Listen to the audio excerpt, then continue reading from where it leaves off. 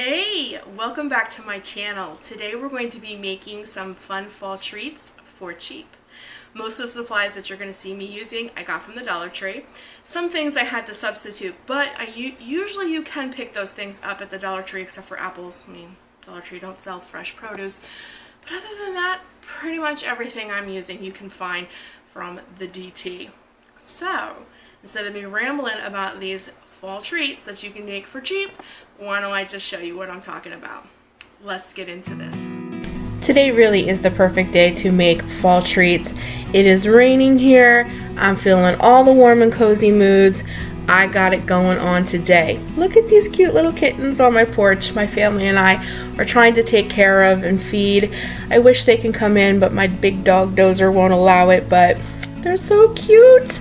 But today we're going to make rainbow caramel apples, candied popcorn balls, my homemade spiced pumpkin cream for coffee, and let's not forget the easiest DIY that has ever been on my channel. I can't wait to show it to you. It's so simple. The first thing I want to share with you is my spiced pumpkin cream. You're going to need a can of pumpkin, ginger, cinnamon, nutmeg. The recipe calls for brown sugar, but because I'm doing keto, you can substitute that with raw agave, which you can get at Walmart, and you can use heavy whipping cream or half and half. I choose half and half to cut some of the calories. And this is one of the easiest recipes, and I'm telling you, it is better than the creamers you can get from the store that's pumpkin spice, and it's healthy for you. To start the spiced pumpkin cream, you're going to put your burner on high. You're going to need 1 cup of water and 1/3 cup of agave if you're doing keto like myself. If you're going to use the dark brown sugar or even the light brown sugar, I would recommend a cup, equal portions, a cup of water and a cup of sugar. The agave for me seems to be even sweeter than brown sugar. So I only used like 1/3 cup of agave. Believe me, for me, that's enough. I'm trying to watch my sugar intake. And then what you're going to want to do is whisk the water and your sweetener together until it becomes like your syrup. This is the base of your syrup for your coffee.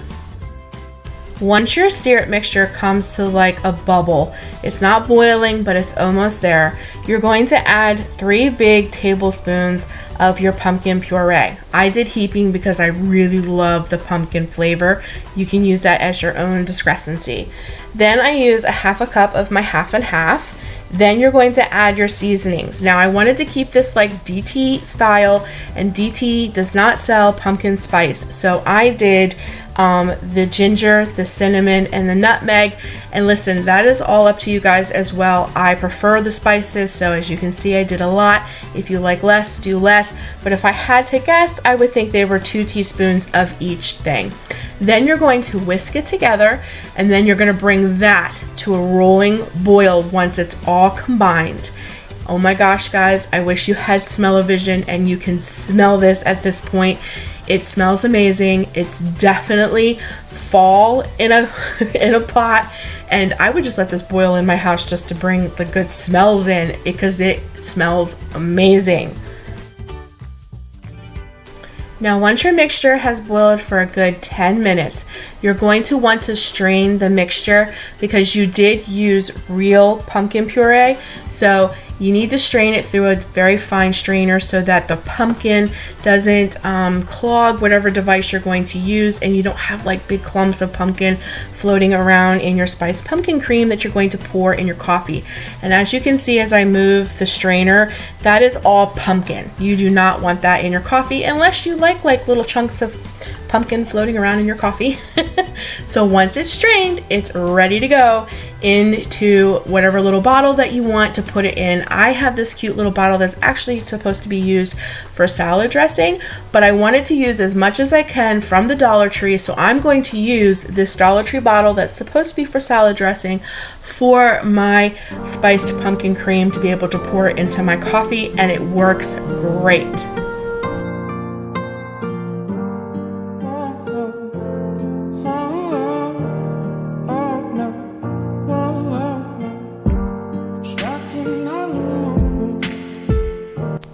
Now that my spiced pumpkin cream is cold. It is ready to be added to my coffee. So all I have to do is pour myself a steaming cup in my adorable to-go cup that I got from the Dollar Tree that I hauled in my last haul, and add the spiced pumpkin cream. This stuff is heavenly.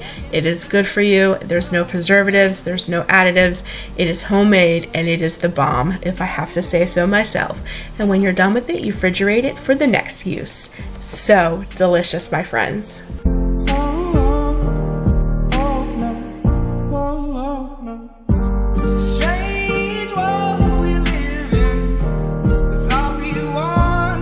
My next sweet treat for you guys is candied popcorn balls.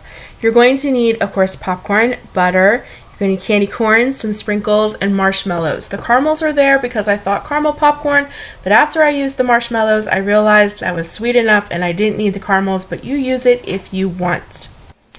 In a non-stick skillet, that is very important, non-stick skillet, you're going to bring a half a stick of butter to a boil. You're going to add, I'll use a little more than half the bag of marshmallows, and you're going to melt them into a nice ooey, gooey consistency. It takes about 5 minutes it took to get my marshmallows exactly the consistency that I wanted them. Now that your marshmallows are bubbling, you're going to add your microwave popcorn, which you can get from the Dollar Tree, your sprinkles, and your candy corn, and mix it all together until it is thoroughly combined. And don't worry, the sprinkles are going to melt. There is a point to that because it makes the popcorn rainbowed. So don't be alarmed when your sprinkles begin to melt and smear in with the marshmallows. That's all part of the plan. After mixing well with all of your yummy, gooey, sticky ingredients, spray your hand with some non-stick spray and form little popcorn balls in your hand, and then place in a decorative bowl that I got from the Dollar Tree. Everything has to be Dollar Tree, and you have the cutest little candied popcorn balls for the holiday, and they are salty sweet, gooey ooey deliciousness.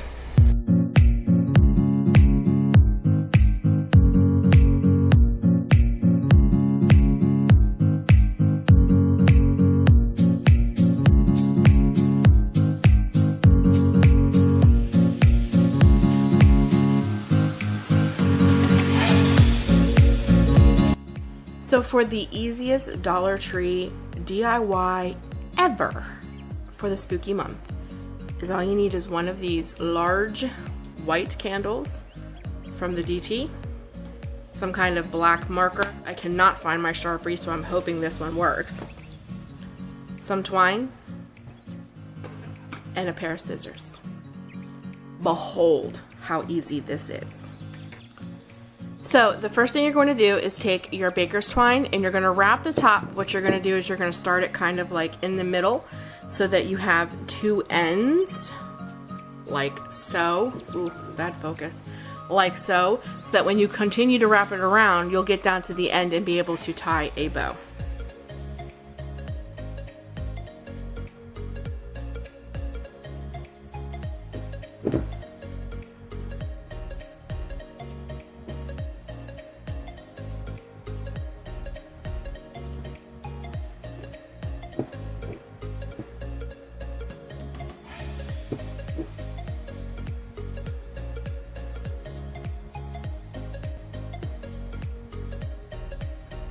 Okay, just like that. Then you're going to take your marker. I would suggest having a Sharpie, but for the sake of the video, I thought I had one, but I didn't, so I'm going to use my black marker here. You're just going to make underneath the bow 2 ovals, then another oval. And then for the mouth, you want to do a larger oval, but you don't want to color it all the way in. So it looks like the ghost is going boo. Just like that. And now you have an adorable spook candle that looks like a ghost. And then we thought it would be fun to make a girl ghost and a boy ghost out of these white candles from the Dollar Tree. How cute!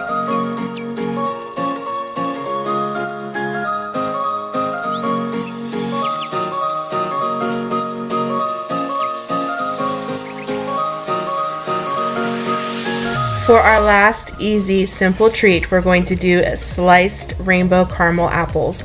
You're just going to need some sticks, butter, caramels, rainbow sprinkles, and of course apples. And the first thing you're going to do is you're going to slice your apples down the middle and then slice them accordingly so that you get nice, crisp slices.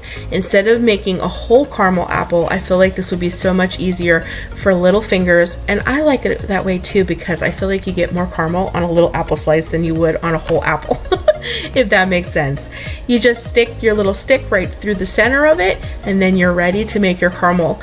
All you need is a little bit of butter so that your caramel doesn't burn. Please use a non-stick skillet again here, or a pot. Put some caramel in there. Let it melt. I just poured it on instead of dipping. I just felt like I would get better coverage with it. And then of course you just sprinkle on your rainbow sprinkles, and voila, you have sliced rainbow caramel apple slices. And oh my gosh, guys, they're so cute, they're fun, they're festive.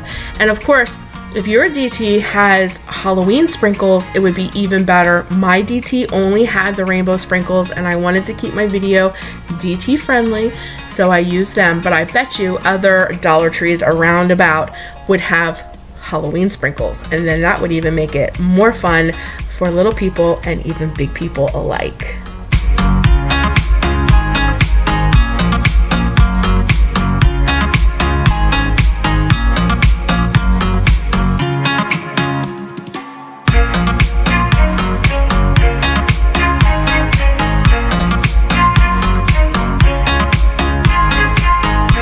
Thanks so much for joining me today, Lovies. I really hope you enjoyed my fall sweet treats for cheap video.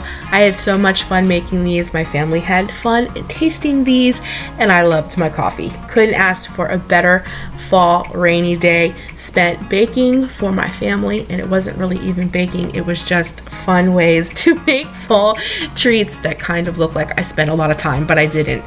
But anyways, guys, I'm so glad that you are here. I hope that your fall is absolutely wonderful, and always do what you love. Take care of you, and I will be talking to you very soon in the next video. Love you guys. Bye-bye.